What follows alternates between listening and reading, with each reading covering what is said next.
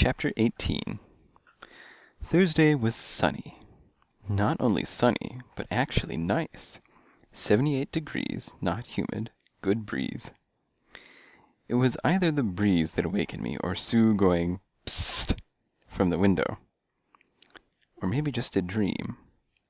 I blinked and saw Sue, her honey-colored hair looking spangled by the sun. "Up, up," she said. "We're going on a picnic in the trees." I looked at her and yawned. I'd been awake half the night, tossing on my bed and chasing thoughts around the ceiling till they'd mingled with the dawn. I stretched and then moaned.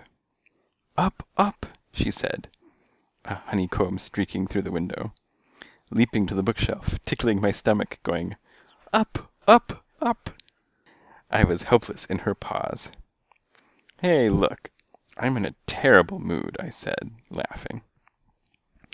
"I know," she said. "You're working too hard. You need to play." "But I can't," I said, laughing. "But you can," she said, tickling. "I surrender," I conceded, and tumbled onto the floor. A couple of minutes later, I found myself reluctantly trotting out to the street. The weather, I was forced to admit, was superb. "But I'm not staying long," I said. "I thought you surrendered."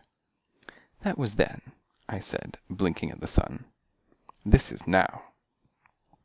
We turned onto 10th Street and headed for the park.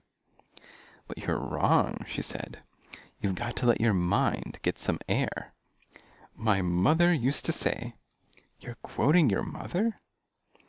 "My mother used to say, 'If you let your mind wander, it'll bury you with fish.'" I looked at her. "Sue, that makes no sense at all." "That's why I never quote my mom," she said dryly. "Actually," she paused, "I think it means something like, well, like your mind will come back with something good." "Uh-huh," I said. "Speaking of the mind bringing fish." I pointed at the big yellow sign across the street. "Sing and O'Malley's, Chowder House and Grill. Open for lunch, 12:30 p.m." I was already picturing a thick, creamy chowder, not to mention O'Malley, who's a sucker for a cat. I suggested we stick around and wait till 12:30. Sue said she'd counted on a picnic in the trees. "You want a tree?" I said, pointing at a tree. "There's a tree." She checked out the tree. It was solid and leafy, a street-smart tree that survived against the odds. She agreed to a compromise and leapt, with the swiftness of a bird, up to the bark. I jumped up beside her and sprawled on a fat limb. For a time we said nothing, just lay there contentedly and sunned among the leaves. Sue started purring. "Are you letting your mind wander?" I said. "Look at those idiots on the street." She looked where I pointed. There were two men arguing. One of them was carrying a ladder from a house, and the other was hollering, "I said I wanted yellow." "That's yellow," said the first. "If that's yellow," yelled the yeller, "then daffodils are blue." The guy with the ladder threw a bag into the garbage pail and hurried into a truck. He rolled down the window. "Get your eyes fixed!" he shrieked. Zip-zoom, he drove away. Sue looked at me and laughed. "Come on," I said. "The door to O'Malley's just opened." We hurried down the street. And then, suddenly, I stopped. There was something in the air, and it wasn't red herring. I sniffed again. "Do you smell that?" I said. She looked at me. "I smell about 90 million things." I sniffed, looked around.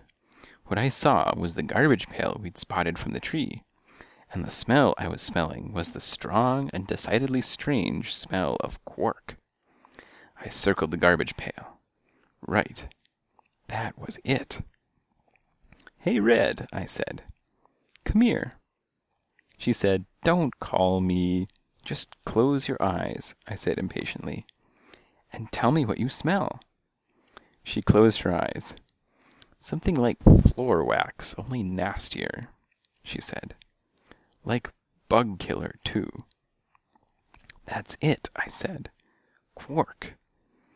In one nimble movement, I jumped onto the garbage pail and squinted into the mess. Sitting on the top of it were paint-spattered rags, a kind of green-yellow paint, and a gray metal can that said turpentine on it. "Turpentine!" I hollered. "Quark smells of turpentine." "Turpentine?" "Turpentine. Paint thinner, Susie. And don't call me—" "Listen, he's a painter, okay?" "You mean a house painter?" "Sure. He gets paint on his sneakers and he has to clean it off." "With turpentine?" "Right. Come on," I said, running. "Let's eat and get to work."